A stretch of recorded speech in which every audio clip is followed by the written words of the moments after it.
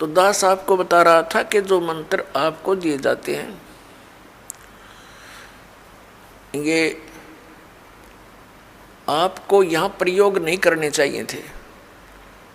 आप इनकी कमाई को संग्रहित करना है, सुरक्षित रखना है, किसी को आशीर्वाद नहीं देना, किसी को कोई दुआ या बद्दुआ नहीं देना। बद्दुआ दोगे तो भी आपकी पुण्य अक्षीण होंगे और किसी को आशीर्वाद दोगे तो भी आपके भक्ति कमाई समाप्त होगी, खर्च होगी। अब जैसे कोई एक पहिए से, एक टायर से हवा और दूसरे टायर में भरे, वो कितना बुद्धिमान है, दोनों कंडम वो यूज है इसका। ये बुद्धिमान व्यक्ति ऐसे काम करता है, उसको सलाह देगा भाई यहाँ से जाइए, वहाँ आगे एक हवा भरने का यंत्र है, आप वहाँ से हवा भराइए, दोनों का काम चले। तो इस प्रकार हम अगर आशीर्वाद दे देते हैं तो हमारी पूंजी नष्ट हो जाती है, भक्ति। अब ना उसको लाभ, उसको थोड़ा सा लाभ उसको होगा और आप यहीं रह गए, दोनों चौड़ चपट, क्या फायदा। तो इस प्रकार हमने अपने बच्चों को, भाई बहन, माता पिता, सबको, संबंधित जितने मित्र हैं या वैसे भी कोई, एक सद्भावना पूर्वक सबसे प्रार्थना करनी चाहिए कि आप भी दीक्षा लो और अपनी हवा आप भरो।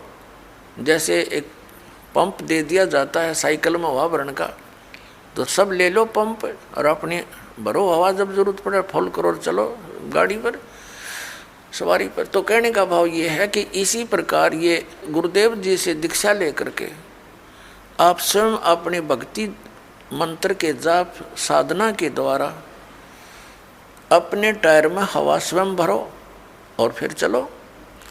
तो इस प्रकार आप जी ने अब ना किसी को आशीर्वाद देना है, ना किसी को बद्दुआ देनी है, दोनों में हमें हानि है। पहले क्या था, इस काल का जाल है। आप देखते हो बुजुर्ग बड़े छोटों को आशीर्वाद देते हैं और बड़े उनके चरण छूते हैं, क्योंकि पहले जो एक आपने देखा होगा एक पाग सिस्टम है। पाग जैसे पिता की मृत्यु के उपरांत बड़े पुत्र को एक पाग बांधी जाती थी, पगड़ी, और फिर वो पिता वाले कर्म वो करता था। आप पिछला इतिहास देखिएगा तो उसमें क्या होता है कि वो आशीर्वाद देने वाला अपनी पूंजी नष्ट करता है और उनको आशीर्वाद देता। जैसे आपने देखा होगा एक पुत्र वधू अपनी सास के पैर दबाती है या किसी और बड़ी बूढ़ी के उसके पास बैठी है उसके पैर छूती है, वो उसको दुआ देती है, पुत्रवती हो, तेरे बेटे हो, पुतों फड़िए, दूध दो, नहाइए, इस तरह के देते हैं। तो वो बुढ़िया के पास दो चवन्नी थी, वह तो पुत्र वधू को दे दी, आप खाली होगी, आगे चारदर है ही नहीं।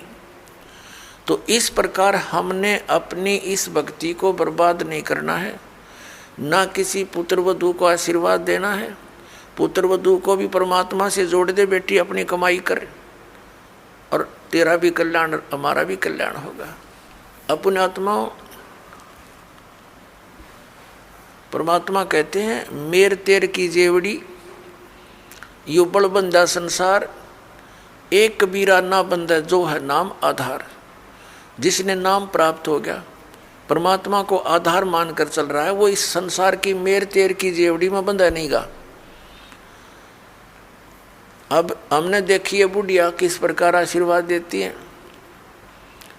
जब पुत्र वधू का उसकी अच्छा मेल सा है तो आशीर्वाद दे रही है, तेरे भाई जियो, तेरे भतीजे जियो, और तू बूढ़ सुहागण हो। बूढ़ सुहागण माने मरा इतना तेरा पति नहीं मरा, वृद्धावस्था तक सुहागण बनी रहे। और अगले दिन उसकी होगी अनपन, बुढ़िया दे रही है गाल उसने, तेरे भाई मरियो, तेरे भतीजे मरियो, तो रांड होइयो। बताओ, वो दूना टोटा कर लिया उसने। पहले तो आशीर्वाद दे के खोई, फिर उसने बद्दुआ देकर भक्ति खोई। तो ये कोई बात हुई? जो दास आपको कह रहा था कि ये भक्ति मार्ग जो अब प्रारंभ हुआ है ये चौथे युग में ही होता है, और ये समय है उसका।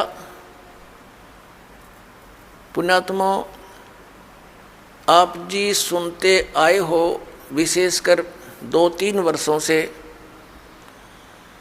कि सन 2012 में प्रलय होएगी। अब वो प्रलय का अर्थ कैसे लगाकर पेश करते हैं कि पृथ्वी पर सर्वनाश हो जाएगा। ये वो प्रलय नहीं होगी, ये अधर्म की प्रलय होगी। अधर्म का सर्वनाश होगा, अज्ञान की प्रलय होगी और ज्ञान का विकास होगा। ये वो प्रलय अब सन 2012 में होगी।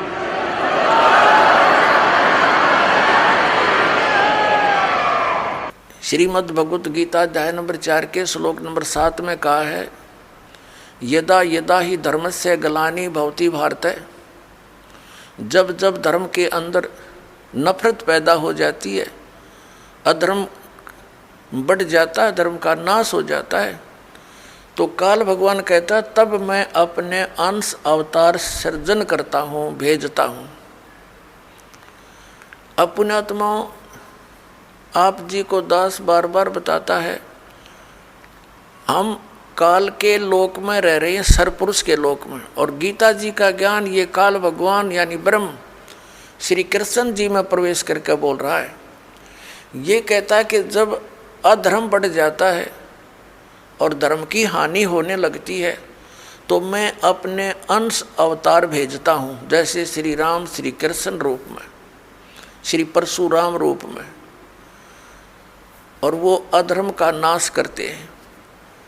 और दूसरे परमात्मा कौन है? जो हमारे लिंक में हैं, जिनसे हम संबंधित हैं। यहाँ तो हम इसलिए से संबंधित हैं क्योंकि हम इस काल के ब्रह्म के लोक में रह रहे हैं, और हमारा मूल मालिक परम अक्षर ब्रह्म है, वह हमने जाना, उसके लिए हम प्रयत्न करें। तो ये काल के जो अवतार होते हैं, ब्रह्म के अवतार कैसे धर्म की, कैसे अधर्म का नाश करते हैं। जैसे महाभारत करवाया किसने? श्री कृष्ण जी में प्रवेश करके इस काल भगवान ने। श्री कृष्ण युद्ध नहीं करवाना चाह रहे थे, वो तो 3 बार शांति दूत बनकर गए थे, और उन्होंने यहाँ तक प्रतिज्ञा कर ली थी कि मैं युद्ध भी नहीं करूँगा, हथियार नहीं उठाऊँगा। तो ये काल है, ये कराता है। तो उस समय कहते हैं अधर्म बढ़ गया था, और उस अधर्म का नाश उसने कैसे करवाया? महाभारत का युद्ध करवा के। उसमें धर्मी भी मर गए, अधर्मी भी मर गए, और फिर एक और समस्या पैदा होगी रोजी और रोटी की। बहनें विधवा होगी, बच्चे अनाथ हो गए। वो अधर्म कहाँ बढ़ा? वो तो अशांति और फैलगी, और उन बहन बेटी जो विधवा होगी थी उनके साथ अन्य लोगों ने बदतमीजियाँ की, उनकी इज्जत के दुश्मन बन गए। ये खाक अधर्म का नाश किया उन्होंने। अब जैसे परशुराम जी ने अक्षत्रियों को मार डाला, क्योंकि वो सब निर्दयी, अत्याचारी, अन्यायी हो गए थे, और यही स्थिति पुण्यात्माओं अधिकतर अब हो चुकी है। राजनेता अपने स्वार्थवशी कार्य करते हैं, अधिकतर ये अधिकारीगण भी अपने स्वार्थवश कार्य करते हैं, वो न्याय और धर्म को नहीं देखते। लेकिन परशुराम ने उनका कैसे, जो अधर्म फैला रहे थे उसका नाश कैसे किया? उनको सबको फरसे से काट डाला, उनकी हत्या कर दी। अब वो क्या अधर्म का नाश करा उसने? उनकी पत्नियां विधवा हुई, उनके साथ लोगों ने, शेष बचे हुए लोगों ने और ज़्यादा पाप किए, अधर्म किए, उनके बच्चे भूखे मर गए। ये टट्टू अधर्म का नाश करा इन्होंने। तो पुण्यात्माओं, परमात्मा कैसे उस अधर्म का नाश करता है, अधर्म की कैसे प्रलय करता है, जो अब होने जा रही है। परमेश्वर 600 वर्ष पहले आए थे, उस समय उन्होंने ये तत्व ज्ञान और अपनी समर्थता का प्रमाण दिया था। परमात्मा ने ऐसे सुख दिए थे जो उनकी शरण में आए थे। 64 लाख से हुए थे कबीर परमेश्वर जी के। सन 1398 से सन 1518 तक 120 वर्ष परमात्मा इस पृथ्वी पर रहे। एक जनसाधारण की लीला की, जुलाहे का कार्य किया और एक परम संत की भूमिका की, तत्वदर्शी संत की भूमिका की। और जो भी उनकी शरण में आए उनके आशीर्वाद मात्र से उनको सुख होना शुरू हो गया। यानी परमात्मा की सतिथि को पुनः स्थापित किया कबीर परमेश्वर जी ने और अधर्म का नाश किया। और वही उसके बाद फिर उन महापुरुषों के मिलते रहते हैं, वो आकर के उनके द्वारा फिर अपने धर्म का प्रचार कराते हैं। उनसे सुख होता है, जनता को भक्ति में आस्था बनी रहती है। तो अभी ये 50-60 वर्ष पहले तक पुण्यात्माओं, आप पिछला इतिहास देखो कितना शांति से रहते थे लोग। दुखी को दुखी देखकर दुखी होते थे, उसकी मदद करते थे। एक घर में कोई अभाव होता किसी वस्तु का तो गांव इकट्ठा हो जाता था और भाई उसकी मदद करो, कोई किसी कारण से कोई उसके ऊपर आपत्ति आई है तो। और अब खुश होते हैं किसी का हानि होती है तो अब बिजली गिर गई। और उन महापुरुषों के द्वारा स्थापित किया हुआ धर्म अभी तक चल रहा था। अब फिर दया करी है दाता ने। ये आप देख रहे हो, क्योंकि दास के जीवन में ये 61वां वर्ष चल रहा है। इससे पहले का भी समय देखा और वर्तमान का समय भी दास देख रहा है। दिन और रात की बिजली गिर गई है, इतना अंतर हो गया। अब परमात्मा अपने भी वो अंश अवतार भेजता है। जैसे आदरणीय नानक साहिब जी आए, पूरे पंजाब क्षेत्र में धार्मिकता को कूट कूट कर भर दिया। लेकिन 10वें श्री गुरु जी जो थे इनके, गुरु गोविंद सिंह जी, उसके बाद कोई संत गुरु ना रहा। केवल गुरु ग्रंथ साहिब को उन्होंने गुरु मानना प्रारंभ कर दिया। अपनी अपनी डफली, अपना अपना राग शुरू हो गया। शराब पीने लगे, मांस खाने लगे। अपने आत्माओं, जैसे गुरु ग्रंथ साहिब क्या है, ये तो एक विधान है भगवान का। और उस विधान को मेंटेन करने के लिए राजा की आवश्यकता होती है, संत की। तो जैसे हमारा विधान बना के छोड़ दिया और कोई प्रधानमंत्री राष्ट्रपति कोई बने नहीं और यूँ कहें जहाँ के इस विधान को राष्ट्रपति मान लो, तो सब आप अपनी डफली बजाओगे, वो तो सारा बात बिगड़ जाएगी। तो उस विधान में जो भी नियम है उनका पालन करवाने वाले संत की आवश्यकता अवश्य पड़ेगी और तब ये धार्मिकता बनी रहेगी। ये दास का एक संत होने के नाते एक सलाह है और सच्चाई है। तो अब ये कितना अंतर हो गया उसी पवित्र धर्म में। मुसलमान धर्म चला उस समय भी, उसमें कोई ऐसा मांस और शराब का और तम्बाकू का बिल्कुल समावेश नहीं था। और अब इसमें भी ऐसे ही बहुत बुराई कर गई।